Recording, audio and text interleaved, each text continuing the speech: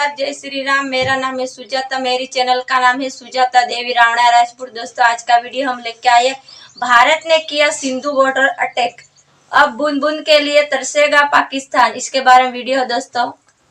Hello दोस्तों, सुजाता देवी रावणा राजपूत। हमारे channel को सब्सक्राइब करें, लाइक करें, शेयर करें और बेल घंटा जो चल रहा है इसको दबाए तो पहला वीडियो आप तक पहुंचता रहेगा।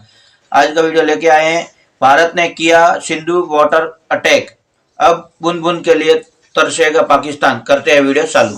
उधर पहलगाम में पाकिस्तानी आतंकवादियों ने ली निहत्थे मासूमों की जान, उधर भारत सरकार ने मरोड़ दी पाकिस्तान की दोगली सरकार की गर्दन। इंडियन गवर्नमेंट ने काट दी सिंधु नदी के पानी की पाइपलाइन। अब भूखा प्यासा मरेगा पाकिस्तान। नमस्कार दोस्तों, ये कोई इत्तेफाक नहीं है कि पिछले हफ्ते पाकिस्तान के army chief general Asim Munir वैश्विक स्तर पर कश्मीर को पाकिस्तान की गली की नस बताते हुए कहते हैं कि हम हमारे कश्मीरी भाइयों को उनके वीरतापूर्ण संघर्ष में अकेले नहीं छोड़ेंगे। और अगले ही हफ्ते लश्करे तैयबा से ताल्लुक रखने वाले आतंकवादी भारत में घुसपैठ करते हैं और पहलगाम में आए टूरिस्ट पर हमला करके 26 से भी अधिक मासूम लोगों की जान ले लेते हैं। पाकिस्तान को यही लगा था कि इससे भारत की सरकार हिल जाएगी और इंडियन आर्मी फिर से एक या दो सर्जिकल स्ट्राइक करके टेररिस्ट कैंप उड़ाकर चुप बैठ जाएगी। लेकिन ये नया भारत है जो न सिर्फ घर में घुसकर इस आतंकवाद का बदला लेगा, बल्कि यहाँ बैठकर भी ऐसी चोट पहुंचाएगा कि पाकिस्तान अपना जख्म देखने लायक भी नहीं रहेगा। और अब भारत सरकार ने एक ऐसी एक्शन लिया है जिसने पाकिस्तान की सल्तनत को हिलाकर रख दिया है। वहां के प्राइम मिनिस्टर शहबाज शरीफ की सांसें गले में ही अटक गई और पाकिस्तानी सेना के पैरों तले जमीन खिसक गई है, क्योंकि भारत के इस वार से पाकिस्तान को इतनी गहरी चोट पहुंचेगी कि वो भूख प्यास से तड़प तड़प कर अपनी इस बेहुदा हरकत का पछतावा करेगा।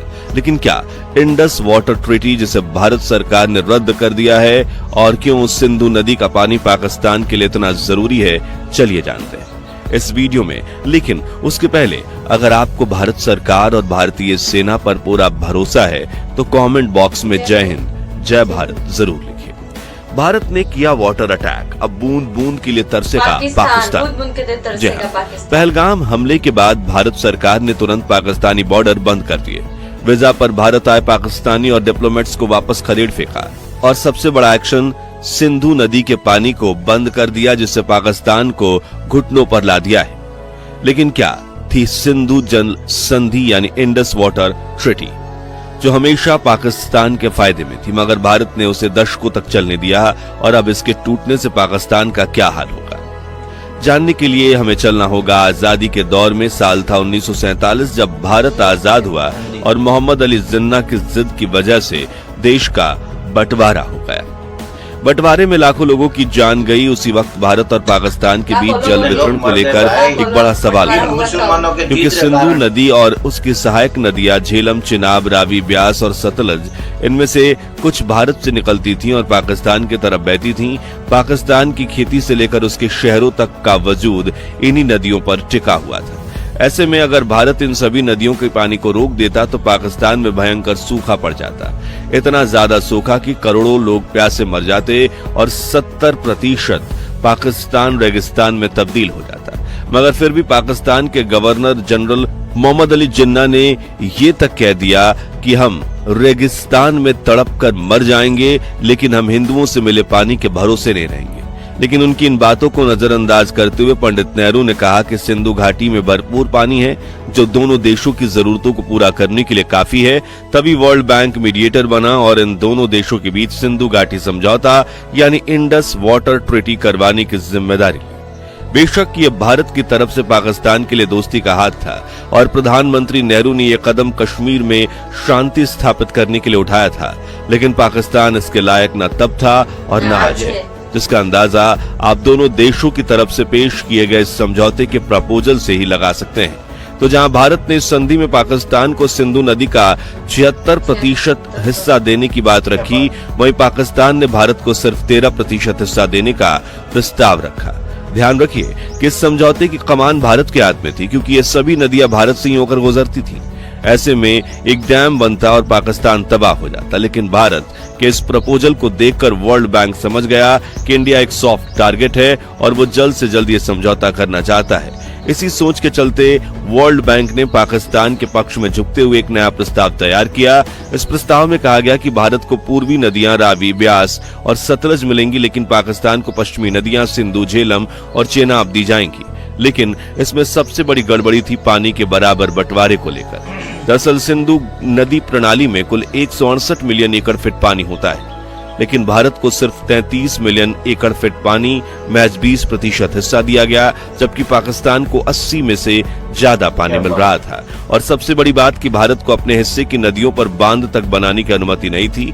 यानी भारत को न सिर्फ कम पानी दिया गया, बल्कि उस पर नियंत्रण रखने का कोई भी अधिकार नहीं था। जरा सोचिए कि आप ही के घर के पानी निकले और पीने का हक किसी और को दे दिया जाए। दुनिया को साफ साफ दिख रहा था, यहाँ दाल में कुछ काला है, बल्कि पूरी दाल ही काली है, क्योंकि ये समझौता द्विपक्षीय तो कहा जा रहा था, लेकिन फायदा सिर्फ और सिर्फ पाकिस्तान को हो रहा था। फिर भी भारत ने शांति और रिश्ते के खातिर एक बड़ा कदम उठाया। 9 सितंबर 1960 को भारत के प्रधानमंत्री पंडित जवाहरलाल नेहरू और पाकिस्तान के राष्ट्रपति मोहम्मद अयूब खान ने इस संधि पर हस्ताक्षर कर दिए और इसी के साथ भारत ने अपने ही पानी पर अपना हक छोड़ दिया। उम्मीद थी कि इससे रिश्ते सुधरेंगे, लेकिन इतिहास गवाह है कि पाकिस्तान ने बदले में भारत को दिया आतंकवाद, घुसपैठ और साजिशें। इसी तरह पिछले 70 सालों में पाकिस्तान ने हर बार भारत की इस दोस्ती का फायदा उठाया और अब जब पहलगाम में मासूम भारतीयों की हत्या हुई तो भारत ने वो कर दिखाया जो आज तक सिर्फ सोचा जाता था। जी हाँ, भारत ने पाकिस्तान के साथ इंडस वाटर ट्रीटी खत्म कर दी और सिंधु, झेलम और चेनाब नदी के पानी को रोकना शुरू कर दिया है। कहा जा रहा है कि यह दुनिया के इतिहास की सबसे बड़ी वाटर स्ट्राइक है, जिसके सामने आवाज उठाने की हिम्मत अब ना तो वर्ल्ड बैंक में है, ना यूनाइटेड नेशंस में और ना ही अमेरिका के पास, क्योंकि पाकिस्तान ने अब हैवानियत की सारी हदें पार कर दी है। और अब भारत जो भी एक्शन लेगा उसे बस दुनिया को बैठकर देखना होगा। अब भारत अपनी नदियों पर डैम बनाएगा, पानी को रोककर किसानों तक पहुंचाएगा और हर उस बूंद का इस्तेमाल करेगा जिस पर हम भारतीयों का हक है। यानी पाकिस्तान के हिस्से का पानी अब या तो भारत में सिंचाई के काम आएगा या फिर धीरे धीरे रोक दिया जाएगा। लेकिन इससे पाकिस्तान को क्या नुकसान होगा, जिसने शहबाज शरीफ की रातों की नींद उड़ा दी है? तो आपको बता दें कि भारत के इस कदम से पाकिस्तान सड़क पर आ जाएगा। यानी इस वक्त वो अनाज के लिए जो कटोरा लेकर दुनिया के पीछे घूम रहा है, वहीं अब पानी के लिए भी कटोरा लेकर बैठना पड़ेगा और आधे से ज्यादा देश में ब्लैकआउट भी हो जाएगा। आइए इसे डिटेल में समझते हैं। देखिए, सबसे पहले पाकिस्तान के खेती की जो 90% यानी 4.7 करोड़ एकड़ जमीन सिंचाई पर निर्भर है और उसमें सबसे बड़ा हिस्सा सिंधु, झेलम और चेनाब नदियों से आने वाले पानी का है। अगर भारत ने इन नदियों का बहाव कम कर दिया या पूरी तरह पाइपलाइन काट दी तो पाकिस्तान के लाखों एकड़ खेत सूख जाएंगे। वहां के किसान बीज बो तो पाएंगे पर फसल काट नहीं पाएंगे।